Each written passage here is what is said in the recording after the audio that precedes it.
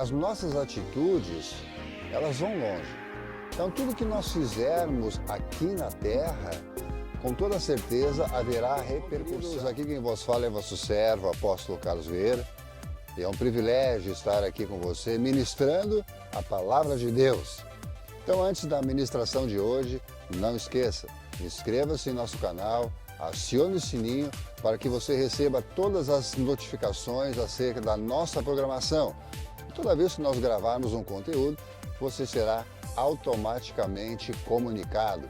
E compartilhe também a nossa programação, porque como eu tenho dito sempre, pregar o Evangelho é a nossa meta, é a nossa missão aqui na Terra. Portanto, pregar o Evangelho a toda criatura, esse é o nosso objetivo e a vontade do nosso Criador. Portanto, não saia daí, porque eu já volto, é rapidinho.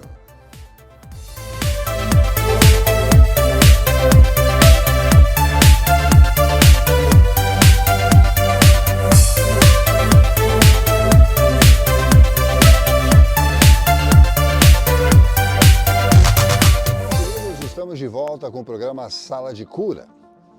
E hoje, no segundo programa do ano, no mês de janeiro, eu tenho algo a compartilhar com você.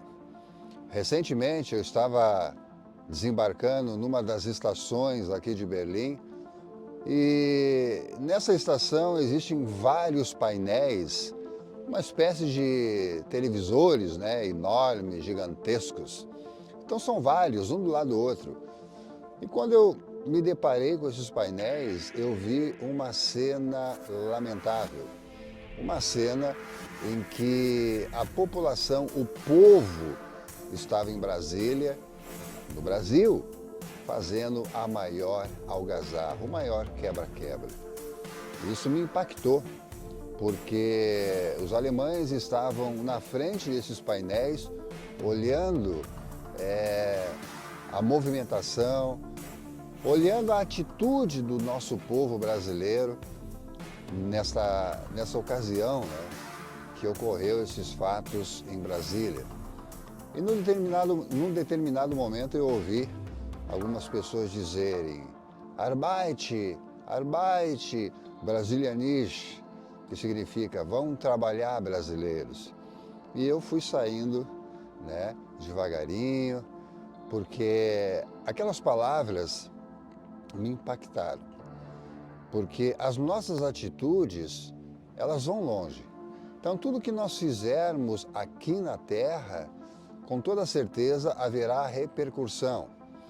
Mas o fato mais lamentável é que, em meio a essa algazarra toda, as pessoas estavam ajoelhadas no gramado ali, próximo ao Planalto Central de Brasília, ajoelhados, orando, em meio àquela bagunça. Ou seja, estavam no meio da baderna, de joelhos, orando. Eu não sei pedindo o quê, eu não sei qual era a atitude dessas pessoas diante desse fato, mas elas estavam ali. Bom, primeiramente, nós não servimos a um Deus de confusão. Deixa eu explicar algo para você, que algumas pessoas que estão dentro da igreja, elas não estão entendendo ou não conseguiram entender ainda.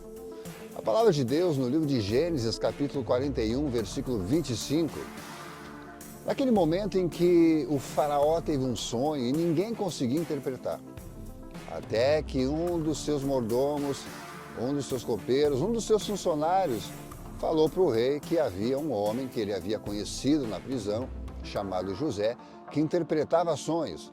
E no mesmo momento o faraó mandou chamar José para que ele interpretasse aquele sonho que ele teve e que ninguém conseguia discernir. E quando José foi levado ao faraó, o faraó falou acerca dos sonhos, acerca de 7 anos de fartura, 7 anos de miséria, que ele não tinha ainda discernido. E José interpretou aquele sonho.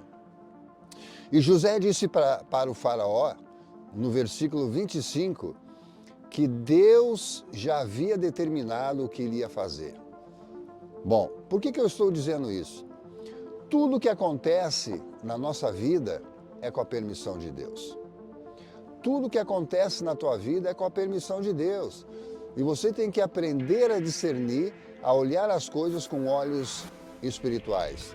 Porque se você for olhar as situações na tua vida com olhos naturais, acontece o que eu estou narrando, essa algazarra, essa bagunça toda aí no Brasil, mais precisamente em Brasília, com o povo insatisfeito, né? Com uma escolha do próprio povo, porque foi uma escolha do próprio povo. Então eu não estou aqui para defender A, B ou C, eu estou aqui para dizer para você que tudo é com a permissão de Deus. Tudo. Não é quase tudo. É tudo que acontece na nossa vida é com a permissão de Deus. Um outro fato que me chamou a atenção e que eu guardei isso, né? É pastores, líderes fazendo passeata em frente aos quartéis. Falta de discernimento. Pura falta de discernimento, né? Eu estou falando para você aqui, mas eu estou medindo as palavras para não pecar, né? Porque o Espírito Santo ele nos dirige acerca daquilo que tem que ser dito, né? Então nós não servimos a um Deus de confusão, nós servimos a um Deus de ordem. E um fato que me chama a atenção e que me chamou a atenção, que eu estava, como eu mencionei agora há pouco, que eu estava aguardando, né? Para o momento certo eu compartilhar com você, amado irmão em Cristo Jesus, que nos acompanha já há um longo tempo, né? Porque o objetivo é pregar o Evangelho, doa a quem doer. Ao final do primeiro turno das eleições do Brasil, as pessoas começaram a se movimentar para orar, porque elas tinham receio que aquele candidato, né, o segundo candidato não era o ideal para a nação brasileira, porque o candidato a presidente atual, né, aos olhos do povo era bom. Agora, aquele que estava vindo, né, que estava chegando, estava se candidatando novamente, concorrendo às eleições, não era uma boa escolha, não seria o ideal ao Brasil. E o povo se uniu e começou a orar. Mas por que orar só quando acontecem os problemas, quando acontecem as situações difíceis na nossa vida? Nós temos que estar orando sempre. A igreja ela tem que se unir sempre, não só quando tem problema. Então esse era o meu toque, o toque de hoje para você. Tudo é com a permissão de Deus. E não esqueça, se você olhar à tua volta, a tua vida com olhos espirituais, você vai entender melhor o agir de Deus. Mas se você olhar as situações da tua vida com olhos naturais, você vai sucumbir, você não vai conseguir. Nós servimos a um Deus de novas oportunidades e é tempo de viver coisas novas. É o que eu profetizo para você no início deste ano. É tempo de viver coisas novas. Que Deus abençoe, fique na paz. Jesus te ama e nós também. Tchau, tchau.